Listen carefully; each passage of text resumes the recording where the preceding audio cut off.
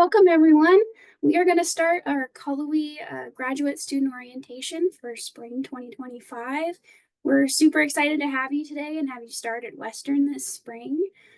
So today I'm going to be kind of your host. We're going to do some introductions. We're going to have a Q&A with some current graduate students and talk about some resources that we have on campus for you.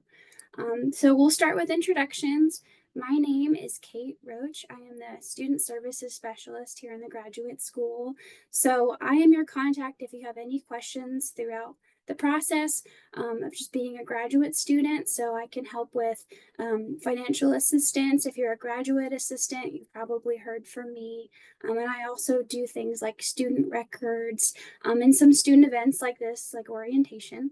So yeah, you're definitely welcome to reach out to me. And now I'll let our Associate Dean, Dr. Joy Bowers-Campbell, welcome you. Good morning, everyone. It is a very cold start to this spring semester here in Cullowhee.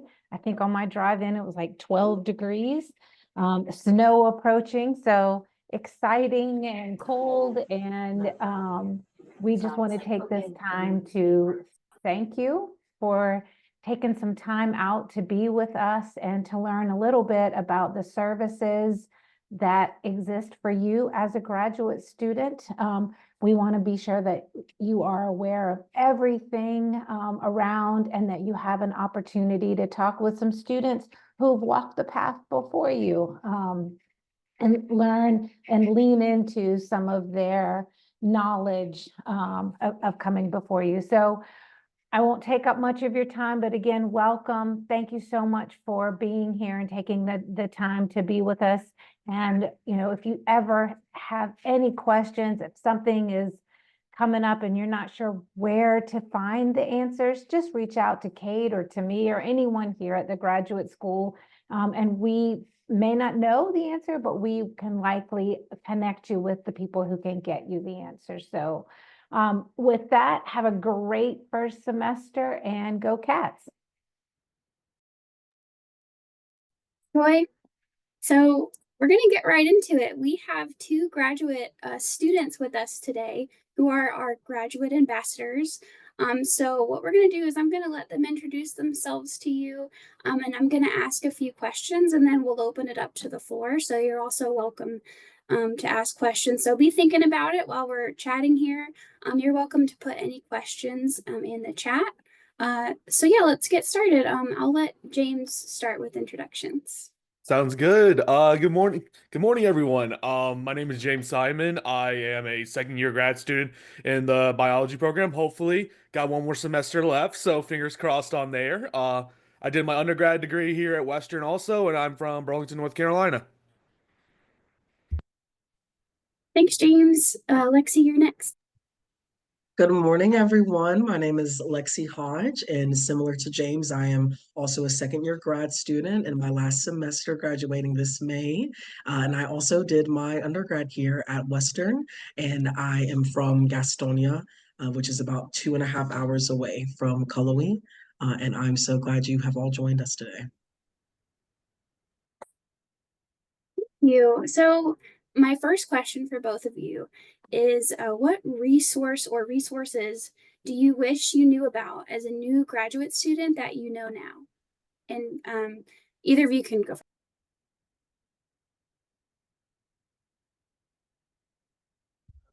If you want to go first, Lexi. Yeah, thank you. So, two main resources that I wish I would have known more about, and the school did do a wonderful job with guiding me through these resources. I just wish I would have taken more advantage of them. The first one would have been the Hunter Library database, the online one. I am just now, even in my last semester, finding that there are full textbooks that we can have access to for free, have the PDF version. And so that can save you upwards of $200 to $300 sometimes, being able to have access to that library and not have to purchase the textbook if you are okay with having an ebook. And one last resource is in the physical library, there are grad rooms, like little offices that you can actually reach out to someone. And if they are first come, first serve, but if you do get the opportunity, definitely take it up. It is essentially just a little space for you and yourself. It's one little room that you can go in and study, work on projects, things of that such. And I find that someone who lives off campus, that can be a really nice way to be able to get work done outside of my home, which can, I'm sure we all relate to, can be very hard sometimes trying to focus when you're at the apartment. So yeah, if you are going to be off campus, definitely take advantage of that. Yeah, so I would say like two resources that I think were really important to me and like I wish I knew a little bit more about, but have helped me out a ton. One is the Walk. That's a writing and learning commons, but they have a lot of support for grad students as well. Right now, I'm trying to apply for PhD programs to help me create a CV, everything like that, because I have never done a CV in my life. I wrote a resume before, never wrote a CV. So they helped me completely like write one from scratch and had been helping with applications and how do I write my personal statements and everything like that. So that's been a really big help.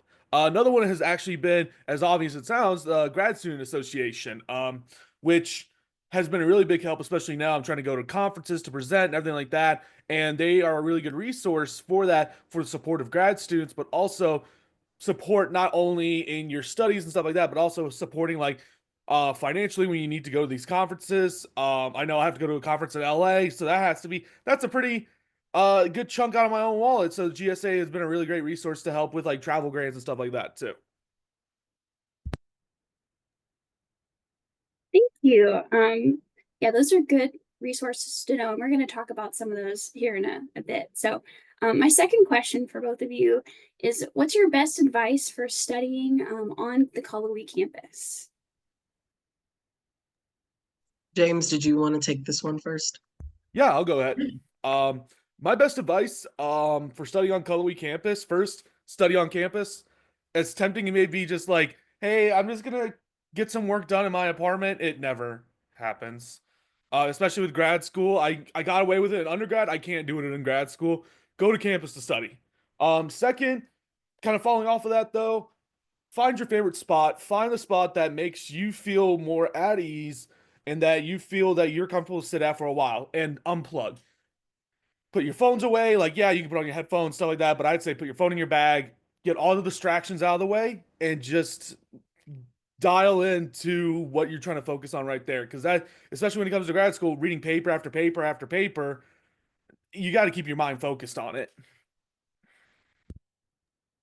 Yeah, I definitely agree with James. I would say one of the biggest things is to unplug, and try to remove any of those distractions, like having an apartment to study in. It does seem comfortable and nice and laid back, but sometimes you need the opposite of that when you are trying to retain some good information. But yeah, I could not say enough, just like James said, with the idea of finding something comfortable. Just make sure that it is a space that you really enjoy going to. I find that when you like the environment that you're in, it makes it easier to absorb what you're trying to read or listen to. So yeah, just find a nice space that you like. There is plenty of room on main campus, HHS's campus. There are a lot of different cool spots that you can find. But yeah, just make sure that you enjoy your environment when you're studying.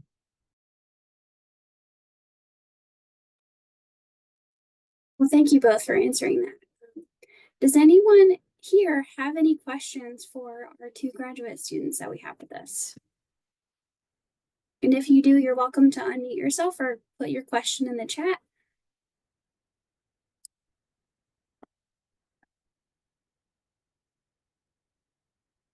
While you all are thinking it over, I do have one question I would like to ask both of you, and either of you can answer. Are there any local places, within the area that you like to go outside of campus?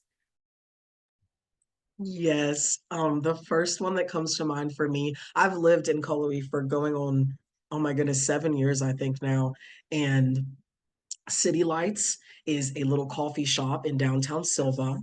and it is lovely. They have a coffee shop with also some like breakfast items and some brunch items. And then above them is a bookstore, and they have cats that just get to roam around the bookstore. So it is a very fun environment. The staff is so kind, and they also have a student discount and they have free Wi-Fi. So it's a great place to get a little snack. And like we were talking about studying, if you wanted to tie in some academics to this, you could absolutely study there as well. But it is a great place to get away.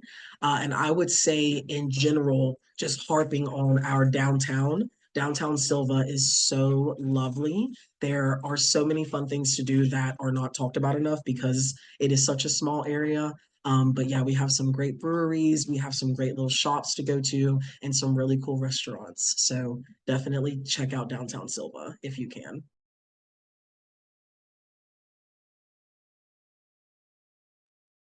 Yeah, yeah, definitely. Piggybacking off of Lexi, downtown Silva is so much fun. Uh, it's one of those places where you have to find your adventure, but once you find your adventure, you're gonna have a ton of fun. Um, and again, same boat as Lexi. I've lived up here almost 7 years too. Yeah, that's scary. Time flies when you're up here. But City Lights, great place. Love that too. Another great recommendation that I love. And this is one of my study spots is White Moon Coffee Shop. It's in downtown as well. One of my favorite places. It's kind of cool too. At night, it goes from a coffee shop to a cocktail bar. It's a really cool little vibe they got going on there. I love that place. Another thing is too, Dillsboro is a nice little checkout. It's a little, even if you get a little bit tired of downtown Silva, skipping over to Dillsboro is a nice little time. They got some good breweries there too, nice little restaurants, and that's also a nice place. If your family comes up, you go there.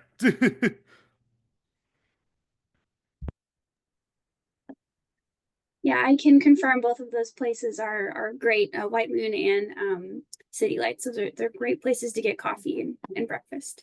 Um, yeah, and I would agree with Joy. They have really good sandwiches at White Moon. I don't know what it is. I don't know what they're doing, but it's it's a really I, good place to get breakfast. I had to compete against them. That was hard. Yeah. So we have one question in the chat, and this might be our last question. What is the biggest adjustment from getting your undergrad to getting your master's? And what is the one thing you wish someone had prepared you for?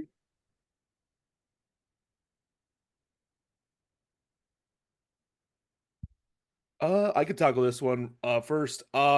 Biggest adjustment is the accountability of undergrad versus graduate degree.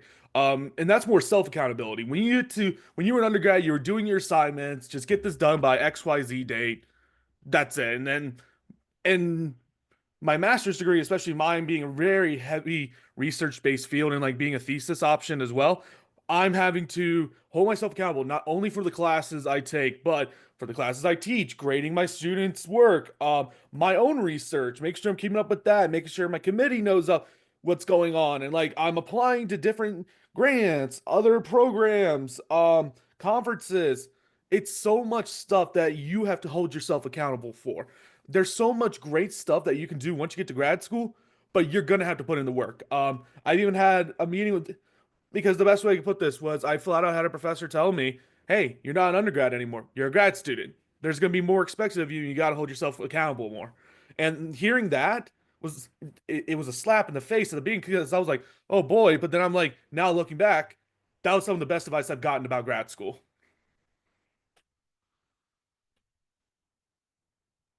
Yeah, I would definitely agree with you, James. That accountability factor is very, very important.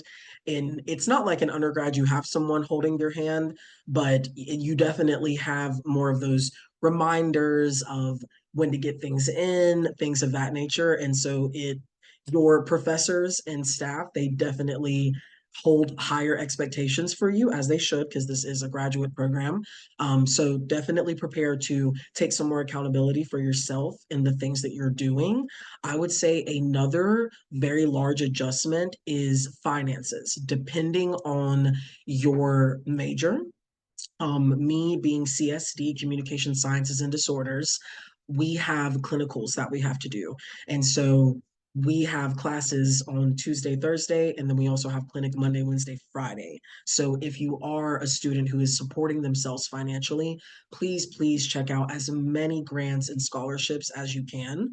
Because if you do have something like a biology major or a CSD major, it is very intensive. And I cannot speak for other graduate programs, but I would assume that they are all intensive in their own way, in the sense that you do not have a lot of time for an outside job. And so if you can support yourself through scholarships, through any type of funding, definitely look into that, because that was a huge adjustment for me. Being an undergrad, I was able to still have a part-time job. And in grad school, I'm only able to work 1 day a week. And so definitely reach out to anyone and everyone you can if finances are a concern in that area.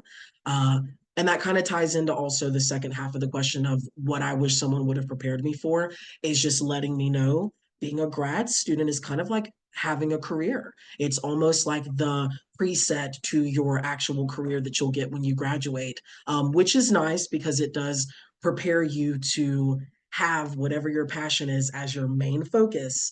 But there it does come that financial backset. So definitely prepare for that. You're so welcome. Thank you for asking. And thank you both, Lexi and James, for being here with us this morning. I know, like you said, you're busy, you got a lot going on, so we appreciate your time. And I hope both of you have a great semester. And we'll let you go. Yeah, So you can thank get you back so to it. much, Kate. Yeah, And you're welcome. same to y'all. Everyone, good luck on your first semester. You're gonna love it. Yeah, thank you so much, Kate. And like Lexi said, good luck, everybody. And if you are just starting at Western, welcome to Western. You're gonna love it up here. You will. All right. Bye, guys. Stay warm.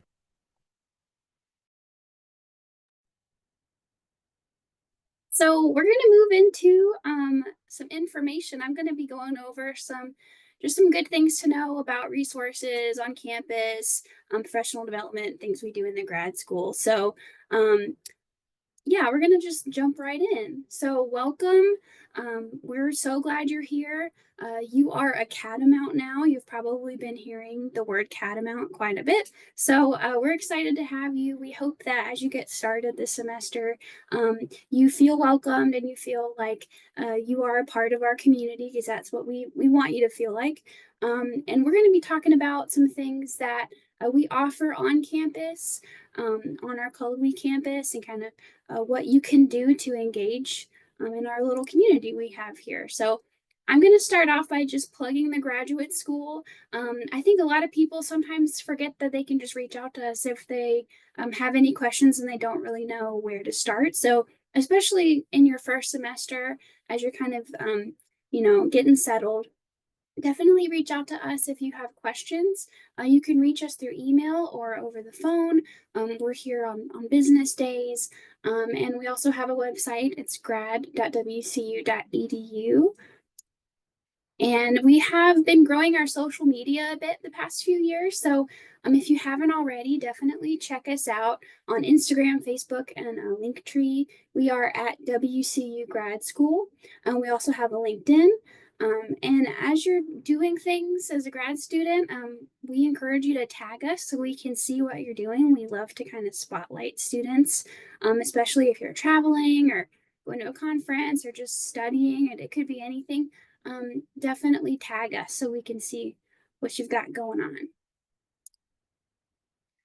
And we're going to get into some just things that's, good to know as you're getting set up. If you haven't already, definitely set up your Catamount email. If you haven't, when you log in, you'll probably see that you have a lot of emails already. This is our official means of communication to you, so definitely check it frequently. We send you information about events. GSA will send emails here, which is our Graduate Student Association. And yeah, definitely just check it, have it readily available, and maybe be cautious of forwarding it to your personal email account, because sometimes, we don't want you to miss anything. So just definitely come in here and check it out. And if you need help setting up your email or accessing your account or anything technology related, we have an IT help desk. which is available to you. They have a phone number you can call between these hours, and there's also a ticket service. So if you're ever stuck and you need a little bit of help, you can submit a ticket. And while you're on campus, we have a campus Wi-Fi.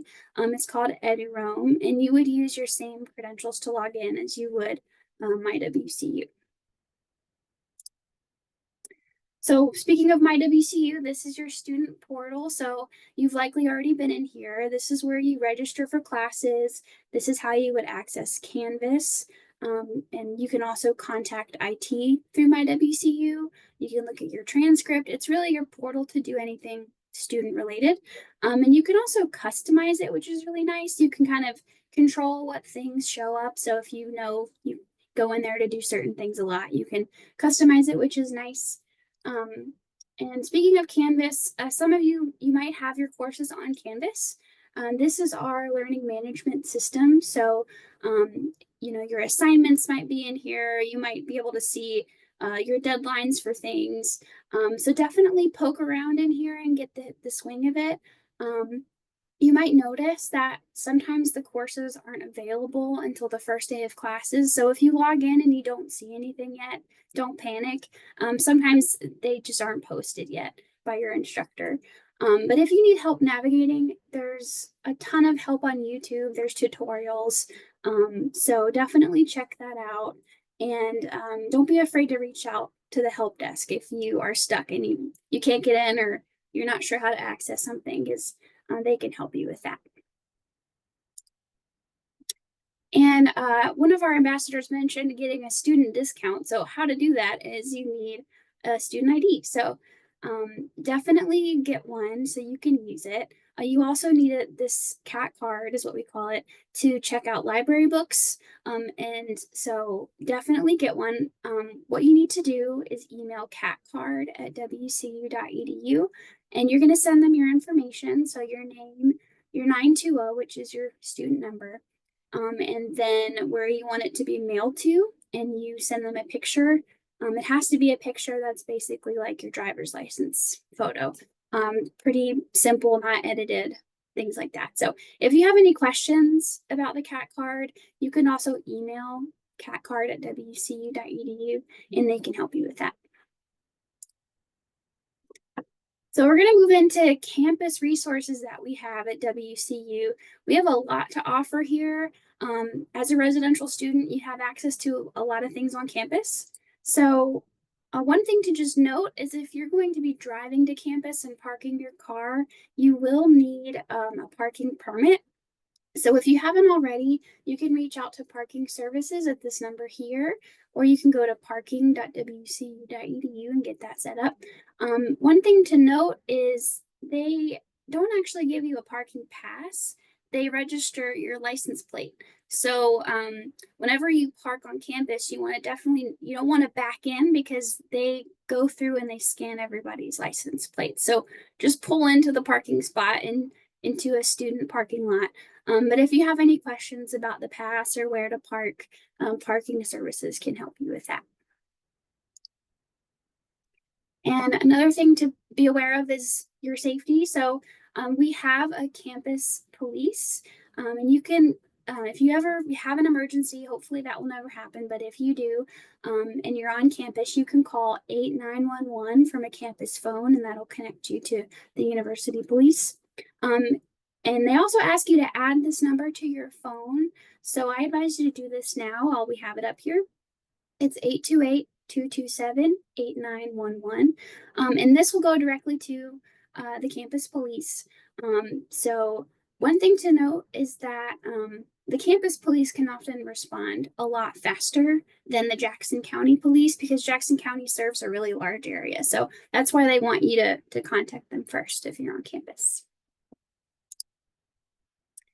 And we also have a medical emergency services. So if there is an emergency, we have a team that's very quick to respond. So you can also access them by calling 8911 at the same number. We have a counseling service that we call CAPS. They offer virtual and in-person counseling at no cost to you. So definitely utilize this. It's a free resource for all students. And I think a lot of graduate students forget that the same resources that undergrads have are also available to you. So if you want to make an appointment, you can contact them through this number or go to caps.wcu.edu.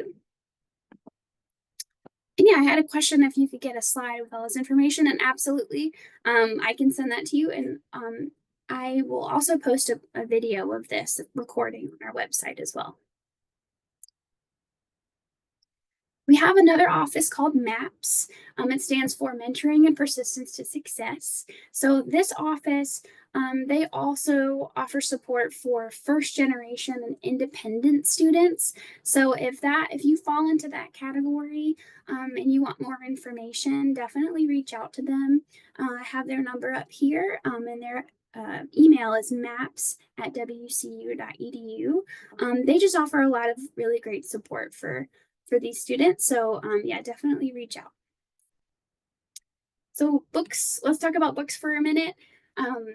You might have noticed that one of our ambassadors said, books can be a little expensive. So definitely utilize the library. And I'll talk about that in a second. But if you do need to order books, you can use the WCU bookstore. You don't have to, but a lot of the books that you need will be available through the bookstore. You also will use the bookstore to purchase your graduation merchandise. So that's exciting, but it's good to know whenever the time comes, that's where you're going to go.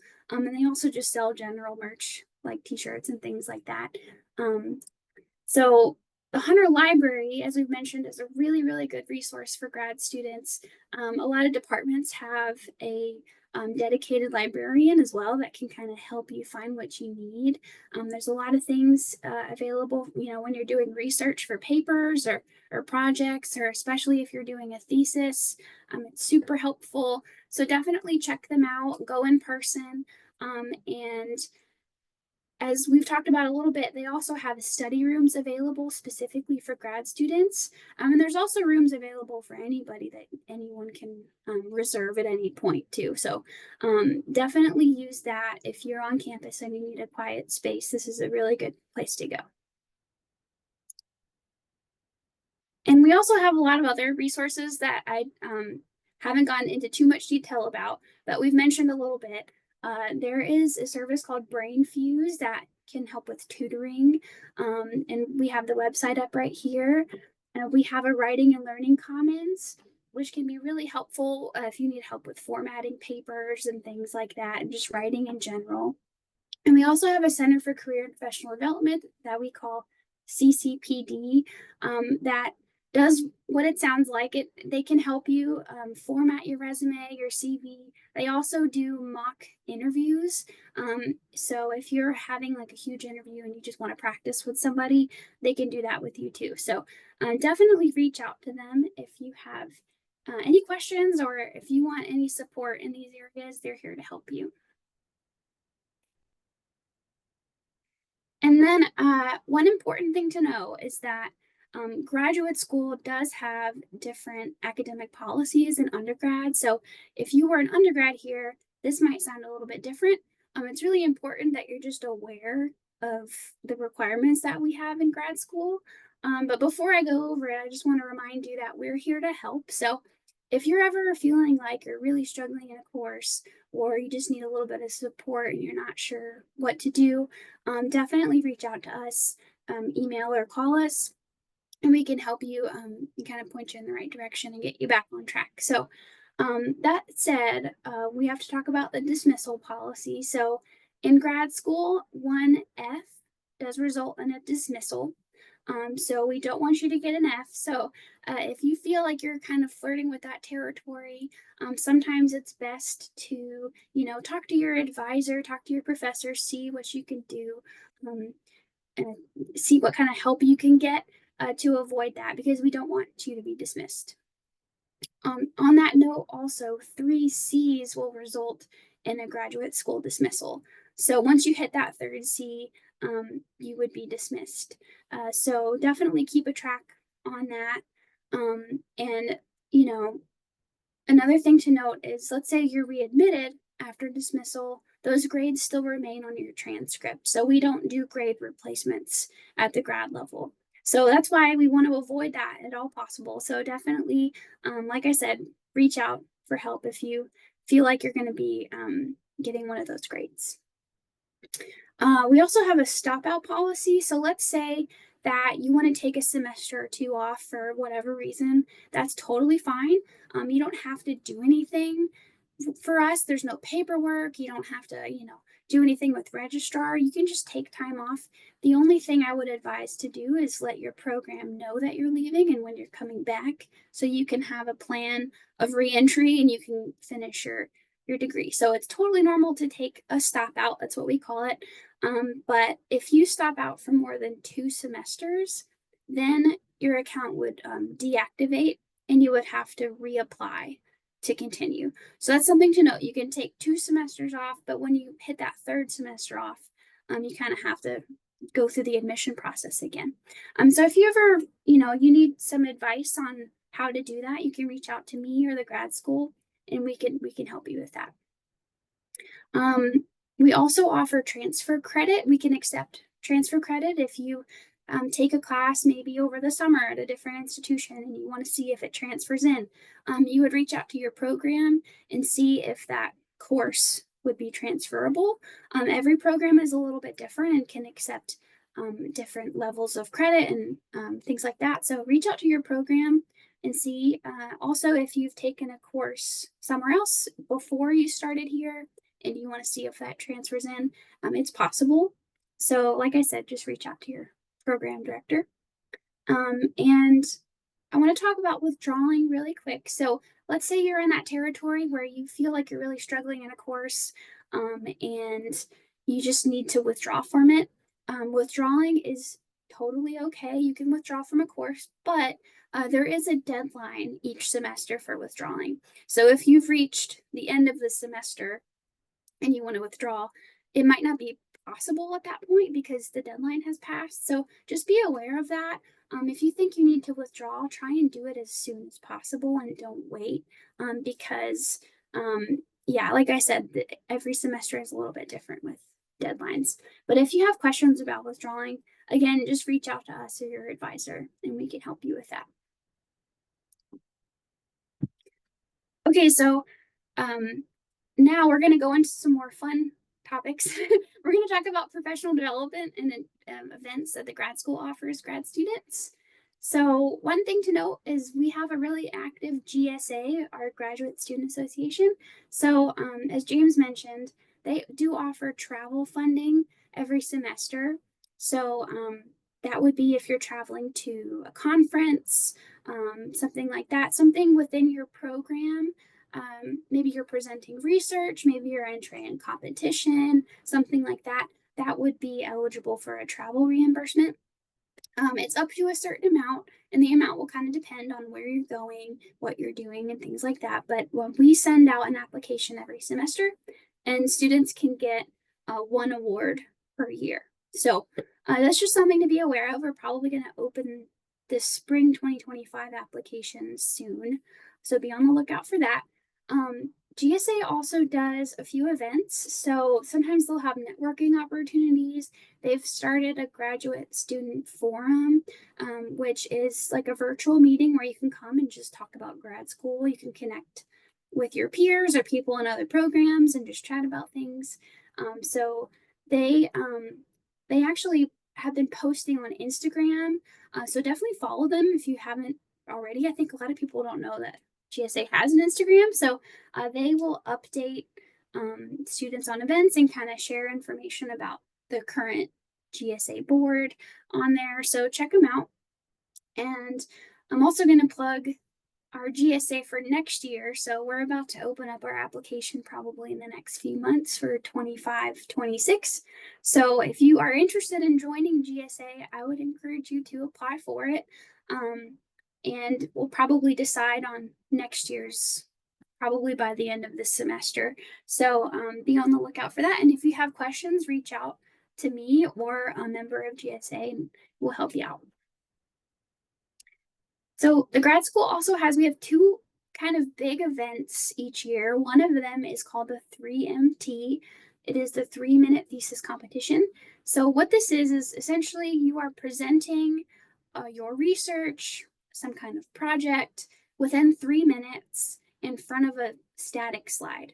So that can be really challenging because you're condensing everything that you're doing in a strict 3-minute timeline. So everybody is eligible to submit a slide for this. So it doesn't need to be traditional research. You don't have to be doing a thesis per se, but like if you're doing any kind of big project or research or anything like that, this is a really good thing to practice, presenting what you're doing. And there's also cash prizes, which is fun. So the first 3 winners have prizes, and we have a watch party and everything. So definitely check it out. The next one we're doing is coming in fall 2025. So we'll probably be sending more information next semester about this, but just be on the lookout. The one that is coming sooner is our graduate research symposium, which we do every spring. This year it's going to be March 19th, 2025. And this is a professional conference format that we host at WCU. It's part of our bigger research and scholarship conference, which kind of has both grad and undergrad together, where all students talk about the research. At the grad level, we have 2 different competitions. So there's a research poster and an oral presentation competition. So you can enter one or both. And there's also prizes involved, so that's fun. You might be getting more emails about this soon. But if you haven't heard of it already, definitely look into RASC, and it'll direct you to the graduate page. You can register now if you want to attend or enter, but it's your first semester, so if you want to wait, that's fine too. We still encourage you to attend. You don't have to necessarily enter your research just yet. But just be on the lookout. We hope that you will enter at some point while you're a student. And that's all of the information we wanted to go over today. So as I mentioned, all of this will be on our graduate student orientation page. We're going to put a video up of a recording of this session. It'll be available here probably by tomorrow. So you're welcome to come back and reference this. Also, if you have any questions, like I said, feel free to reach out to us. But yeah, that is all we have for you today. We would really appreciate it if you completed our survey. We are always looking to improve our application process and our orientation process. So if you use this QR code, it'll take you to a survey where you can just answer a few questions, and we would really appreciate that. But yeah, thank you so much for your time. We're going to stick around here for a little bit and answer any questions you might have. But if you don't have any questions, we wish you a great semester. And yeah, definitely reach out if you think of anything and you need help.